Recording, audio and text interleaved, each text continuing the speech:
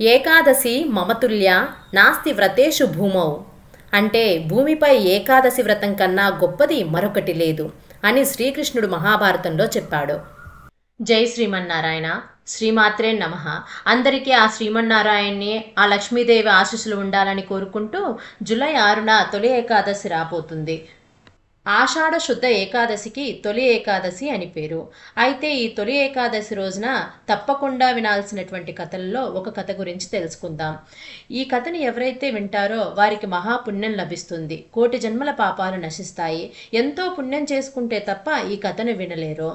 ఈరోజు మనం శ్రీమన్నారాయణ వారిని మనస్ఫూర్తిగా తలుచుకొని ఈ కథను పూర్తిగా విని స్వామి సాన్నిధ్యాన్ని పొందుదాము. తొలి ఏకాదశి అనేది పరమ పవిత్రమైనటువంటి రోజు. శ్రీ మహావిష్ణువు యోగ నిద్రలోకి వెళ్ళేటువంటి మహత్తరమైన రోజు.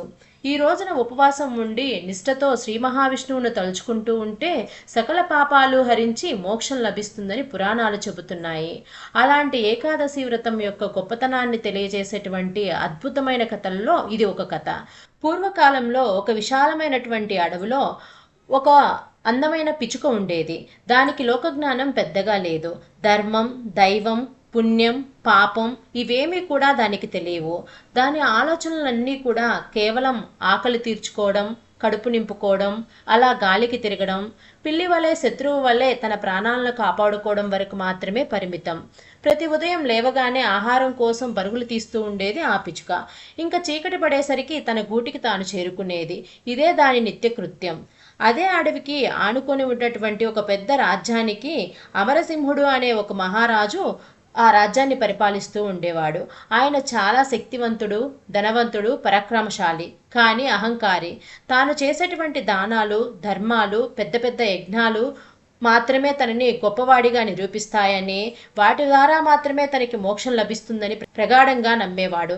ప్రజల పట్ల దయ, నిస్వార్థ ఇటువంటి సేవల కన్నా కూడా తన యొక్క గొప్పతనాన్ని చాటుకొనడానికై ఎక్కువగా ప్రయత్నిస్తూ ఉండేవాడు. ఒకనాడు ఆహారం కోసం వెతుక్కుంటూ వెళ్తున్న పిచుక అడవిలో ఒక మహర్షి ఆశ్రమం దగ్గరికి చేరుకుంటుంది. ఆశ్రమంలో మహర్షి తన శిష్యులకు తొలి ఏకాదశి ప్రాముఖ్యతను గూర్చి వివరిస్తూ ఉంటాడు. అక్కడికి దగ్గరలో ఒక చెట్టు కొమ్మపై కూర్చొని ఉన్న పిచుక వాళ్ళేం మాట్లాడుతూ ఉంటున్నారు అని వింటూ ఉంటుంది. అప్పుడు మహర్షి గంభీరమైన స్వరంతో, ఓ శిష్యులారా, ఈరోజు మహావిష్ణువు యోగ నిద్రలోకి వెళ్ళేటువంటి పవిత్రమైన రోజు, తొలి ఏకాదశి రోజు. ఈరోజు ఆహారం తీసుకోకుండా మనస్ఫూర్తిగా నారాయణ నారాయణ అనుకుంటూ శ్రీ మహావిష్ణువుని గనక తలుచుకుంటూ ఉంటే సకల పాపాలు తొలగించి మరణానంతరం వైకుంఠ ప్రాప్తి లభిస్తుంది. ఇది కేవలం మానవులకే కాకుండా సకల జీవులకు వర్తిస్తుంది. కేవలం భక్తి, శ్రద్ధ మాత్రమే ముఖ్యం, ఆడంబరాలు అసలే కాదు అని చెప్తారు. ఆ మాటలన్నీ వింటున్నటువంటి పిచుకకి ఆశ్చర్యం కలుగుతుంది. ఈ ఒక్కరోజు ఉపవాసం ఉంటే నిజంగా ఇంత గొప్ప పుణ్యం వస్తుందా? నిజంగా నేను నా జీవితం అంతా కూడా ఆహారం కోసమే బ్రతికి ఉన్నానే. అయ్యయ్యో, నాకెన్నో పాపాలు అంటి ఉంటాయి. ఇళ్లల్లో నుండి తప్పించుకుంటూ తిరగడానికి చేసిన పాపాలు, పురుగులను చంపి తినడానికి చేసిన పాపాలు, ఇవన్నీ నశించడానికి ఒక్కరోజు ఉపవాసం ఉంటే ఈ పాపాలన్నీ పోతాయా అని ఆ అమాయకమైన పిచుక ఆలోచించుకుంటూ ఉంటుంది. ఆ మహర్షి మాటలు ఆ పిచుక మనసులో బాగా బలంగా నాటుకుపోతాయి. ఏదైతే అదైందిలే, ఎలాగైనా సరే ఈరోజు ఉపవాసం ఉండాలని గట్టిగా నిశ్చయించుకుంటుంది పిచుక. ఆ తొలి ఏకాదశి రోజున ఏమీ తినకుండా అలాగే ఉపవాసం ఉంటుంది. తన జీవితంలో ఎప్పుడూ కూడా కడుపు మార్చుకొని ఆ పిచుక ఉపవాసం ఉండలేదు. చాలా కష్టంగా అనిపిస్తుంది దానికి. ఆకలితో, అలసటితో దాని ప్రాణాలు విలవిల్లాడిపోతూ ఉంటాయి. అయినా కూడా ఆ మహర్షి చెప్పినటువంటి ఆ యొక్క సకల పాపాలు నశించడం కొరకై ఆ మహర్షి మాటలను గుర్తు తెచ్చుకొని ఎలాగైనా సరే ఈ వ్రతాన్ని పూర్తి చేయాలని చెప్పి పట్టుదలతో చేస్తుంది. అయితే అది ఎందుకింత పట్టుదలతో ఉందో కానీ దానికి కూడా సరిగ్గా తెలియదు. కానీ ఏదో ఒక శక్తి దాన్ని ముందుకు నడిపిస్తూ ఉంటుంది. పగలు గడిచి రాత్రి కూడా గడుస్తుంది.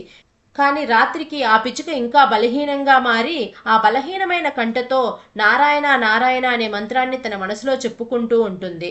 విష్ణుమూర్తి ఆ పిచుకకి సరిగ్గా తెలియకపోయినా కూడా ఆ మహర్షి చెప్పినటువంటి ఆ నామాన్నే తలుచుకుంటూ ఉంటుంది.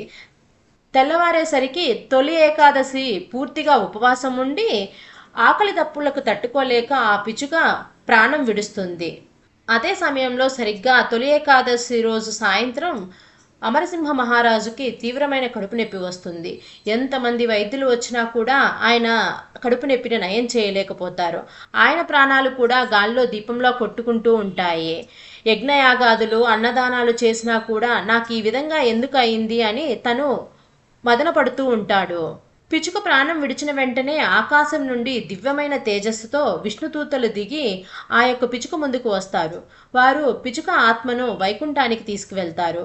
పిచుకకి ఇదంతా ఏమీ అర్థం కాదు. నేను కేవలం ఒక చిన్న పిచుకను కదా, ఎప్పుడు ఆహారం తప్ప వేరే ఆలోచన లేనిదాన్ని కదా, నాకెందుకు ఇలా అవుతుంది, నాకు ఈ వైకుంఠ ప్రాప్తి ఎందుకు కలుగుతుంది అని సంభ్రమాశ్చర్యాలతో ఉంటుంది.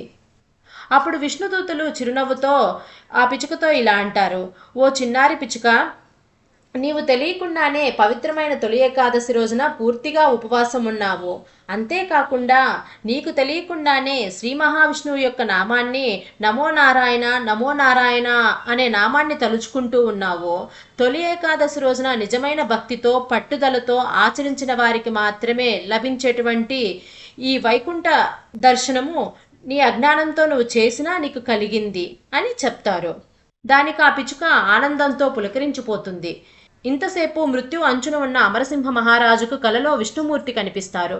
విష్ణుమూర్తి ఆ రాజుతో ఇలా అంటారు: అమరసింహ, నీవు దాన ధర్మాలు చేసినవి గొప్పవే, కానీ అవన్నీ కూడా అహంకారంతో చేశావు. పేరు ప్రతిష్టలు కావాలనే కోరికతో చేశావు. ఈ తొలి ఏకాదశి రోజున నీకు దగ్గరలో ఉన్నటువంటి అడవిలో ఒక చిన్న పిచుక ఉంది. తను ఆకలిని సైతం లెక్క చేయకుండా నా నామాన్ని తలుచుకుంటూ ప్రాణం విడిచిపెట్టింది. దానికి అసలు ధర్మం తెలీదు, దానం తెలీదు, కేవలం నా నామం పలకడం మాత్రమే తెలుసు. అలాగే ఉపవాసం ఉండడం తెలుసు. అది అజ్ఞానంగా చేసిన నిస్వార్థమైన భక్తితో చేయడం వల్ల దాన్ని చూసి నేనే ఆశ్చర్యపోయాను. అయితే అసలైనటువంటి నిష్కల్మషమైన కర్మ నీవు నీ సంపదతో చేసిన దానాల కంటే కూడా ఆ చిన్న పక్షి నిస్వార్థంగా చేసిన ఉపవాసమే నాకు ఎక్కువగా ప్రీతిపాత్రమైనది. కాబట్టి చిన్న భక్తి నాకు చాలు, ఆడంబరాలు కాదు అని శ్రీ మహావిష్ణువు ఆ రాజుతో చెప్తారు. కల నుండి మేల్కొన్నటువంటి ఆ మహారాజుకి తన అహంకారం అర్థమైంది. తనకున్నటువంటి ధనం, అధికారం కన్నా నిస్వార్థమైన భక్తి, ప్రేమ, దయ, కరుణలే స్వామికి నచ్చుతాయి అని, అవే గొప్పవి అని తెలుసుకుంటాడు. ఆ మహారాజు వెంటనే నిద్రలెగిస్తాడు. అప్పటికే తన జబ్బు తగ్గడమే కాకుండా అంతకుముందు ఉన్నదానికంటే కూడా ఎక్కువ శక్తిని పొందుతాడు. అలాగే ప్రశాంతంగా ఉంటాడు. అప్పటి నుండి అమరసింహ మహారాజు అహంకారాన్ని వదిలి నిస్వార్థంగా ప్రజలకు సేవ చేయడం ప్రారంభిస్తాడు. తనకు కలిగినటువంటి సంపదను కేవలం తన గొప్పతనం కోసం కాకుండా నిజంగా అవసరమున్న వారికి సహాయం చేయడం కొరకు ఉపయోగిస్తాడు. ఈ విధంగా నిజంగా అవసరమైన వారికి ఆయన దగ్గర ఉన్నటువంటి సంపదను ఉపయోగిస్తూ ఉంటాడు. తన రాజ్యంలో ఉన్న పేద ప్రజలందరినీ కూడా ఆదుకుంటాడు. అంతేకాకుండా తొలి ఏకాదశి గొప్పతనాన్ని తెలుసుకొని తాను ఆ వ్రతాన్ని పాటించడమే కాకుండా రాజ్యంలో ఉన్న ప్రజలందరి చేత కూడా ఆ తొలి ఏకాదశి వ్రతాన్ని తప్పనిసరిగా పాటించాలని దండోరా వేయిస్తాడు. అలా ఆయన పరిపాలనలో ప్రజలందరూ కూడా సుఖ సంతోషాలతో జీవిస్తారు. ఈ కథ ద్వారా మనం తెలుసుకున్నది ఏమిటి అంటే, ఆడంబరాలు కాదు, నిజమైన భక్తి అంటే నిస్వార్థమైన ప్రేమ, దయ, కరుణ. కాబట్టి ఈ తొలి ఏకాదశి వంటి పవిత్రమైన దినాల్లో మనసులో ఎలాంటి స్వార్థము లేకుండా, తొలి ఏకాదశి అనే కాదండి, ప్రతిరోజు కూడా మనస్సులో ఎటువంటి స్వార్థము లేకుండా మనకి చేతనైనంత దానం చేయడం, మనస్సులో స్వామిని ధ్యానిస్తూ ఉండడం వలన కోటి సమస్తమైన సుఖాలు, పుణ్యము కలుగుతాయి. ప్రత్యేకించి ఈ తొలి ఏకాదశి రోజున చేస్తే కోటి ఉపవాసాలు చేసినటువంటి ఫలితం కలుగుతుంది. అలాగే సకల శుభాలు కలుగుతాయి. అలాగే అహంకారం విడిచి స్వచ్ఛమైన మనసుతో జీవిస్తే దైవ అనుగ్రహం ఎప్పటికీ ఉంటుంది.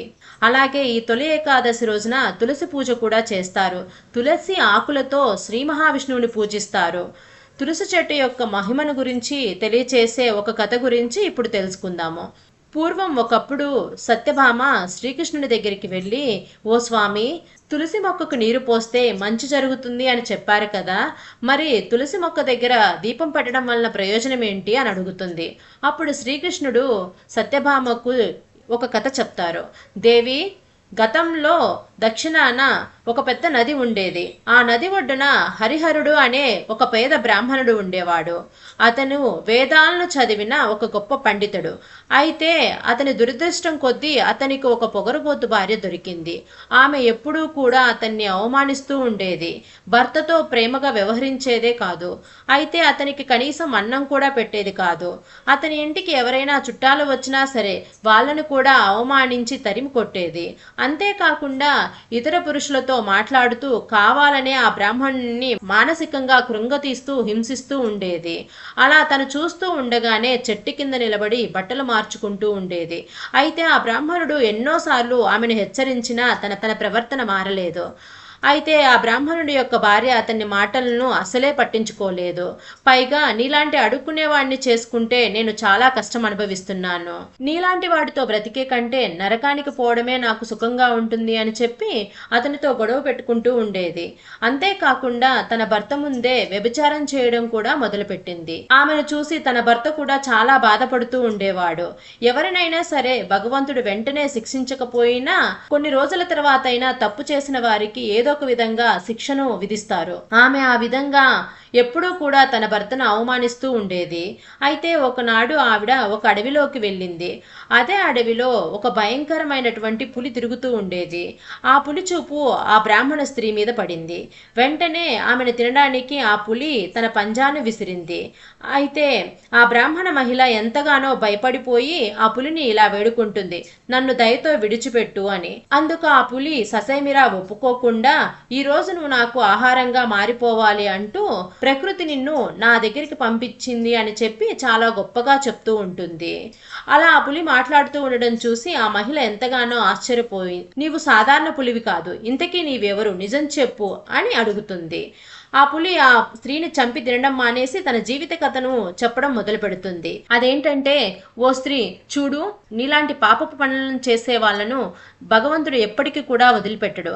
అయితే నా కథ గురించి అడిగావు కాబట్టి నా కథ గురించి శ్రద్ధగా విను అని పులి తన కథ గురించి చెప్పడం మొదలుపెట్టింది. అయితే ఒకప్పుడు దక్షిణ దేశంలో పవిత్రమైన నది ఉండేది. అక్కడే ఒక బ్రాహ్మణుడు నివసిస్తూ ఉండేవాడు. ఎన్నో పుణ్యాలు చేసుకుంటే గాని నేను ఆ బ్రాహ్మణుని కడుపున పుట్టలేదు. అయితే ఆ బ్రాహ్మణుని సద్గుణాలు నాకు రాలేదు. నేను ఆ బ్రాహ్మణునికి విభిన్నంగా ఉండేవాణ్ణి. నాలో ధనాన్ని సంపాదించాలనే కోరిక విపరీతంగా పెరిగిపోయింది. దాంతో నేను అక్రమ మార్గంలో ధనాన్ని సంపాదించడం మొదలుపెట్టాను. అయితే ఎన్నో యాగాలు నిర్వహించాను, కానీ వాటికి కూడా ధనాన్ని ఆశించాను. పాపపు పనులు చేస్తూ పాపాత్ములకు యజ్ఞాలు చేస్తూ వాటి నుంచి కూడా ధనాన్ని ఆశించాను. అలా సమయం గడిచిపోయింది. నేను ముసలివాణ్ణి అయిపోయాను. కానీ నా మనసులో మాత్రం ధనాన్ని సంపాదించాలి అనేటువంటి అత్యాశ మాత్రం పోలేదు. అయితే ఒక రోజున నది ఒడ్డుకు వెళ్ళి కొంతమంది బ్రాహ్మణులతో కలిసి సక్రమైనటువంటి పూజా విధానంలో కాకుండా తప్పుడు మంత్రాలు చదువుతూ పూజలు చేశాను. అయితే అదే సమయంలో ఒక వీధి కుక్క నా దగ్గరికి వచ్చింది. అది నా కాళ్ళను కొరికి వేసింది. కుక్క కాటు వల్ల నేను కొన్ని రోజులకు చనిపోయాను. నేను చనిపోయిన తర్వాత యమదూతలు ప్రత్యక్షమయ్యారు. అయితే ఎన్నో పాపాలను చేయడం వల్ల నాకు యమలోకంలో ఎన్నో శిక్షలు వేశారు. అలా కొన్ని 1000 సంవత్సరాల పాటుగా శిక్ష అనుభవించిన తర్వాత తిరిగి నాకు ఇలా పులి రూపంలో జన్మ లభించింది. నా పూర్వజన్మ గురించి నాకు బాగా తెలుసు కాబట్టి నేను పుణ్యాత్ములను చంపుకు తినను అని చెప్పి ఒక ప్రతిజ్ఞ చేసుకున్నాను. కాబట్టి నీలాంటి పాపాత్ములను మాత్రమే చంపి తింటాను. ఆ విధంగా చేయడం వల్ల నా పాపాలకు ఖచ్చితంగా ప్రాయశ్చిత్తం లభిస్తుంది అని చెప్పేసి ఆ పులి ఆ మహిళను చంపుకొని తింటుంది. ఆ మహిళను యమదూతలు వచ్చి తీసుకెళ్తారు. అయితే నరకానికి వెళ్ళిన తర్వాత యముడు ఆ పాపకర్మలన్నీ చూసి చిత్రగుప్తుడు సైతం ఆశ్చర్యపోతాడు. ఆమె వ్యభిచారం చేయడమే కాకుండా భర్తను అత్తమామను నానా రకాలుగా హింసించి ఎన్నో పాపాలు చేసిందని తెలిసి ఆమెకు ఘోరమైన శిక్షలు విధిస్తూ ఉంటారు. ఎన్నో సంవత్సరాల పాటు ఆమెను అగ్నిగుండంలో కాల్చివేస్తారు. తర్వాత ఆమె ఒక చండాలుడి ఇంట జన్మిస్తుంది. ఎలాంటి దాన ధర్మాలు హిందూ సాంప్రదాయాలు లేని కుటుంబంలో జన్మించడం వల్ల 25 సంవత్సరాల వరకు కూడా ఆమె ఎన్నో అవస్థలు పడుతూ ఉంటుంది. ఆ తర్వాత ఆమె ఒక నది ఒడ్డునకు వెళ్ళినప్పుడు అక్కడ కొందరు స్త్రీలు తులసి మొక్క దగ్గర దీపం వెలిగించడం చూస్తుంది. ఆడవాళ్ళందరూ కూడా తులసి మొక్కకు ఎందుకు పూజ చేస్తున్నారా అని ఆమె ఎంతగానో ఆశ్చర్యపోతుంది. వాళ్ళని ఆ వివరాలను ఆమె కనుక్కుంటుంది. తులసిని పూజించడం వల్ల సర్వపాపాలు తొలగిపోతాయని తెలుసుకొని ఆమె కూడా తులసి ముందు దీపం పెట్టడం ప్రారంభించింది. అలా రోజులు గడిచిపోతూ ఉండగా ఒకనాడు అనుకోకుండా ఆమెకు అనారోగ్యం వస్తుంది. నిమిషాల్లో ఆమె చనిపోయిన తర్వాత ఆమె ఆత్మను నరకాన్ని తీసుకుని పోవటానికై యమదూతలు వస్తారు. ఆమెను వాళ్ళు నరకానికి తీసుకుని వెళ్తూ ఉండగా వైకుంఠ ద్వారపాలకులు యమదూతలను అడ్డుకుంటారు. మమ్మల్ని ఎందుకు అడ్డుకుంటున్నారు అని చెప్పి యమదూతలు వైకుంఠ ద్వారపాలకులను ప్రశ్నిస్తారు. అందుకు ఆ ద్వారపాలకులు, ఈ మహిళ ఎన్నో సంవత్సరాల పాటు తులసి మొక్క దగ్గర దీపం వెలిగించింది, పూజలు చేసింది, కాబట్టి ఆమె చేసిన సర్వజన్మ పాపాలు తొలగిపోయాయని చెప్పి చెప్తారు. తులసి మొక్కను పూజిస్తే అలాంటి ఫలితం కలుగుతుందని చెప్పి ఆ విధంగా తెలియనటువంటి యమదూతలు ఆశ్చర్యపోయి మరిన్ని వివరాలను వైకుంఠ ద్వార పాలకులను అడుగుతారు. అప్పుడు పాలకులు తులసి గురించి ఇలా చెప్తారు. చూడండి, తులసి నిజంగా నారాయణుడికి ఎంతో ప్రీతికరమైనది. ఎవరైతే తులసి కోట ముందు దీపం వెలిగిస్తూ ఉంటారో వారికి సర్వ సౌఖ్యాలు కలుగుతాయని చెప్పి, అలాగే వారి పాపాలన్నీ కూడా తొలగిపోతాయి. అంతేకాకుండా తులసి మొక్కను ఎవరు పూజిస్తూ ఉంటారో వారికి శ్రీ మహావిష్ణువు యొక్క అనుగ్రహం సంపూర్ణంగా లభిస్తుంది. ఓం నమో భగవతే వాసుదేవాయ అనే మంత్రాన్ని ప్రతినిత్యము జపిస్తూ ఉంటే, అలాగే తులసి ముందు సూర్యాస్తమయం, సూర్యోదయం సమయంలో తులసి ముందు దీపాన్ని వెలిగిస్తూ ఉంటారో, విష్ణువును స్మరిస్తూ ఉంటారో సకల పాపాలు తొలగిపోతాయి, సకల జన్మల పాపాలు తొలగిపోతాయి. వ్యభిచారం చేస్తూ భర్తను హింసించినటువంటి ఈ స్త్రీ ఏ విధంగా తన కర్మఫలం నుండి తప్పించుకుందో, తులసి మాతను గౌరవించి పూజిస్తే ఎంతో శుభం కలగడమే కాకుండా ఇంట్లో కూడా శాంతి సౌఖ్యాలు కలుగుతాయి. తులసి మాత ముందు ఆవు నెయ్యితో కానీ నువ్వుల నూనెతో చేసిన దీపాన్ని కానీ వెలిగించాలి. ఈ విధంగా దీపం వెలిగించడం వల్ల పాపకర్మలతో పాటు శనికర్మ కూడా తొలగిపోతుంది. 7 జన్మల యొక్క పుణ్యం లభిస్తుంది. కాబట్టి తులసి ముందు తప్పకుండా దీపాన్ని వెలిగించుకొని దారిద్ర్యం దరిదాపుల్లోకి కూడా రాకుండా చూసుకోవాలి. ఇంట్లో ఎప్పుడూ కూడా సుఖ సంతోషాలు వెల్లివిరిసేలా చూసుకోవాలి. ఇప్పుడు ఏకాదశి ప్రాశస్త్యం గురించి తెలిపే మరి ఒక గొప్ప కథ గురించి తెలుసుకుందాం. ఒకనాడు పాండవ అగ్రజుడైనటువంటి ధర్మరాజు శ్రీకృష్ణుడి దగ్గరికి వచ్చి, ఓ కృష్ణ, జనార్దన, ఆషాఢ మాసం శుక్లపక్షంలో వచ్చేటువంటి ఏకాదశి పేరేమిటి, దాన్ని ఆచరించే పద్ధతి ఏమిటి, దానివల్ల ఫలితాలు ఏమిటి అని అడుగుతాడు. ఓ ధర్మనందన, ఒకనాడు నారదుడు బ్రహ్మను ఇదే ప్రశ్న అడిగాడు. ఆ వివరాల గురించి ఇప్పుడు నేను నీకు చెబుతాను విను అంటూ శ్రీకృష్ణుడు ఇలా చెప్పడం కొనసాగిస్తాడు. ఓ ధర్మరాజా, నారదుడు ఒకనాడు తన తండ్రి దగ్గరికి వెళ్ళి, తండ్రి, ఆషాఢ మాసం శుక్లపక్షంలో వచ్చేటువంటి ఏకాదశి పేరేమిటి, విష్ణు ప్రీత్యార్థమై ఆ ఏకాదశి వ్రతం యొక్క విధానాన్ని నాకు తెలియచేయండి అని చెప్పి అడుగుతాడు. అది విన్నటువంటి బ్రహ్మదేవుడు అతనితో, ఓ నారద, ఏకాదశి వ్రతం అంతటి పవిత్రమైన వ్రతం ఈ యొక్క భౌతిక జగత్తులో వేరొకటి ఎక్కడా కూడా లేదు. సమస్త పాపాలను నశింపచేయడానికి మనిషి తప్పనిసరిగా ఏకాదశి వ్రతాన్ని పాటించాలి. ఏకాదశి వ్రతాన్ని చేయలేని వాడు నరకానికి గురవుతాడు. ఆషాఢ శుక్లపక్షంలో వచ్చే ఏకాదశిని శయన ఏకాదశి లేదా పద్మ ఏకాదశి అంటారు. ఈ యొక్క ఏకాదశి అంటే శ్రీ మహావిష్ణువుకు ఎంతో ప్రీతిపాత్రం. ప్రపంచ చక్రవర్తి రాజర్షి అయినటువంటి మాందాత గురించి పురాణాల్లో చెప్పబడింది కదా. అతను సూర్యవంశంలో జన్మించాడు. అతను గొప్ప సత్యవంతుడు, పరాక్రమశాలి, పరమ శక్తివంతుడు. ఆయన ప్రజలను కన్నబిడ్డల్లాగా పరిపాలిస్తూ ఉండేవాడు. అతని రాజ్యాల్లో కరువు కాటకాలు ఉండేవి కావు. ఏ విధమైన రోగము ఉండేది కాదు. ప్రజలందరూ సుఖ సంతోషాలతో జీవిస్తూ సమృద్ధిగా ఉండేవారు. అతని యొక్క కోశాగారంలో సంపద ఎప్పుడూ కూడా అధర్మమైనటువంటిది ఉండేదే కాదు. అంత మంచివాడు ఆ రాజు. ఆ ప్రకారంగా ఆ రాజు, ఆ ప్రజలందరూ కూడా ఆనందంగా ఉండేవారు. కొన్ని సంవత్సరాల తర్వాత విధివశాత్తుగా 3 సంవత్సరాలు వర్షాలు కురవలేదు. ఫలితంగా ప్రజలందరూ కూడా ఆకలి పీడితులై చింతాపూరులై ఉన్నారు. ఆహార కొరత వలన కలిగినటువంటి ఆ దుఃఖ ఫలితంగా యజ్ఞయాగాదులు, వేదాధ్యాయాలు నిలిచిపోయాయి. అప్పుడు ప్రజలందరూ కూడా రాజు దగ్గరికి వెళ్ళి, రాజా, మేము చెప్పేది కొంచెం శ్రద్ధగా వినండి. శాస్త్రాలలో నారం అంటే జలమని చెప్పబడింది కదా. భగవానుడు దానిలో వసించువాడు కాబట్టి నారాయణుడు అయ్యాడు. మేఘరూపంలో సర్వవ్యాప్తి ఉన్నాడు. వర్షం కురియుటకు అతను ఒక్కడే కారణము. కానీ వర్షం వలన ధాన్యం ఉత్పత్తి అవుతుంది. ఆ ధాన్యం మీదే జీవరాశి అంతా ఆధారపడి ఉంటుంది. ఆ ధాన్యంపై ఆధారపడి జీవులందరం కూడా బతుకుతూ ఉన్నాము. ప్రస్తుతం ఆ ఆహార కొరత వలన మీ ప్రజలం మేము దిక్కుతోచక ఎంతగానో బాధపడుతున్నాము. కాబట్టి ఓ రాజోత్తమ, ఈ యొక్క విపత్కర పరిస్థితుల్లో ఏదో ఒక పరిష్కారాన్ని కనుకొని మాకు తిరిగి శాంతిని, సమృద్ధిని ప్రసాదించండి అని వేడుకుంటారు. ప్రజల మాటలు విని రాజు ప్రజలతో ఇలా చెప్తాడు: మీరు చెప్పింది నిజమే. అన్నం పరబ్రహ్మ స్వరూపం. జీవులందరూ కూడా అన్నంపై ఆధారపడి జీవిస్తున్నారు. రాజు చేసినటువంటి పాపాల వల్లే రాజు అతని ప్రజలు కూడా కష్టాల పాలవుతారని పురాణాలు చెప్పబడ్డాయి. కానీ నేను చేసినటువంటి దోషమేమో కానీ నా బుద్ధితో నేను తెలుసుకోలేకపోతున్నాను. అయినా నా ప్రజలైన మీకోసం నేను ఏదో ఒకటి చేస్తాను అని చెప్పి ఈ విధంగా తన సైన్యాన్ని తీసుకొని బ్రహ్మకు నమస్కరించి అరణ్యంలోకి ప్రవేశిస్తాడు. ఆ విధంగా మాంధాత అడవిలో ఉన్న ముఖ్యమైన ఋషుల ఆశ్రమాలన్నింటినీ కూడా సందర్శిస్తూ ఉండేవాడు.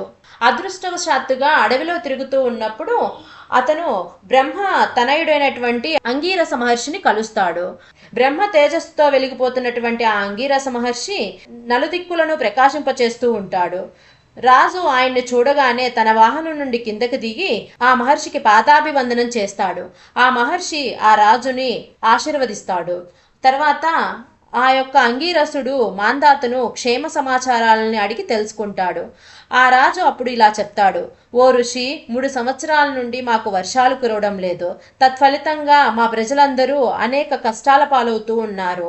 ఆ కరువు కాటకాలకు కారణమేంటో తెలియలేదు అని చెప్పి పలుకుతారు. మా ప్రజలు తిరిగి సుఖశాంతులు పొందే విధానాన్ని తెలియచేయమని ప్రార్థిస్తారు. ఆ మాంధాత మాటలు విన్న అంగీరస మహర్షి రాజుతో: ఇది సత్యయుగం, అన్ని యుగాలలోకి సర్వోత్తమైన యుగం. ఈ యుగంలో జనులందరూ కూడా పరబ్రహ్మ ధ్యానంలో ఉంటారు. ధర్మం 4 పాదాలతో నడుస్తూ ఉంటుంది. బ్రాహ్మణుడు తప్ప వేరే ఎవరూ కూడా ఈ యుగంలో తపస్సు చేయకూడదు. ఈ నియమం ఉన్నప్పటికీ ఒక శూద్రుడు నీ రాజ్యంలో తపస్సు చేస్తూ ఉన్నాడు. అతని యొక్క అధర్మయుత ప్రవర్తన కారణంగా నీ రాజ్యంలో కరువు సంభవించింది. కాబట్టి అతన్ని వధించి నీ రాజ్యంలో శాంతి సమృద్ధిని నెలకొల్పమని చెప్తారు. కానీ తపోనిష్ట అయిన అటువంటి అమాయకుని వధించడం తనకు పాపం అనిపించి తనకు వేరొక ఉపాయం చెప్పమని ఆ మాంధాత రాజు ప్రార్థిస్తాడు. దానికి ఆ ఋషి: రాజా, అయితే విను. ఆషాఢ శుక్లపక్షంలో వచ్చేటువంటి పద్మ ఏకాదశి, దేవసేన ఏకాదశి వ్రతాన్ని నువ్వు పాటించు. ఆ వ్రత ప్రభావం వల్ల నీ రాజ్యంలో తప్పకుండా వర్షాలు కురుస్తాయి. ఈ ఏకాదశి మనిషికి సమిష్టి మంగళాన్ని చేకూరుస్తుంది, అలాగే పూర్ణత్వాన్ని ఇస్తుంది, సమస్త అడ్డంకులను తొలగిస్తుంది. కాబట్టి నీ ప్రజలతో పాటుగా నీవు కూడా ఈ ఏకాదశి వ్రతాన్ని పాటించమని చెప్తారు. అలా ఆ ఋషి యొక్క మాటలు విన్న మాంధాత నగరానికి తిరిగి వచ్చి ఆషాఢ మాసంలో బంధుమిత్ర పరివార సమేతంగా శయన ఏకాదశి వ్రతాన్ని పాటిస్తారు. ఆ వ్రత ప్రభావం వల్ల రాజ్యంలో విరివిగా వర్షాలు కురుస్తాయి. నీటి కొరత పూర్తిగా తొలగిపోతుంది. ప్రజలందరూ సుఖ సంతోషాలతో ఉంటారు. సుఖ సంతోషాలను, ముక్తిని ప్రసాదించేటువంటి ఈ పవిత్రమైన ఏకాదశి నాడు ప్రతి ఒక్కరూ కూడా తప్పకుండా ఏకాదశి నియమాలను పాటించాలి. ఈ పవిత్రమైనటువంటి ఏకాదశి మహత్యాన్ని విన్నా, చదివినా, చెప్పినా పాప విముక్తి అవుతాడని శ్రీ మహావిష్ణువు సాక్షాత్తు శ్రీ మహావిష్ణువే చెప్పారు. కాబట్టి విష్ణు ప్రీత్యార్థమై భక్తులందరూ దీన్ని ఎంతో భక్తి శ్రద్ధలతో విని స్వామివారి యొక్క వైభోగాన్ని తలుచుకొని అందరూ కూడా ఇంద్రియ భోగాన్ని కానీ ముక్తిని కానీ కోరకుండా కేవలం నిశుద్ధ భక్తిని మాత్రమే కోరుకోవాలి. ప్రసిద్ధమైనటువంటి చాతుర్మాస వ్రతం ఈ ఏకాదశి నుండే ప్రారంభమవుతుంది. శ్రీహరి నిద్రకు ఉపక్రమించేటువంటి రోజు. అతను మేల్కొనే రోజు వరకు భక్తులు చక్కగా ఎన్నో రకాల భక్తి గీతాలను వింటూ కీర్తిస్తూ చాతుర్మాస వ్రతాన్ని పాటిస్తారని చెప్పి బ్రహ్మదేవుడు నారదుల వారికి చెప్పినట్టుగా శ్రీకృష్ణుడు ధర్మరాజుకు వివరిస్తాడు.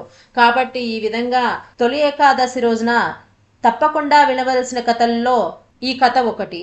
మనందరిపై కూడా ఆ శ్రీ మహావిష్ణువు యొక్క అనుగ్రహం సంపూర్ణంగా ఉండాలని కోరుకుంటూ మనస్ఫూర్తిగా ఆ స్వామిని వేడుకుంటూ ఓం నమో భగవతే వాసుదేవాయ. స్వస్తి.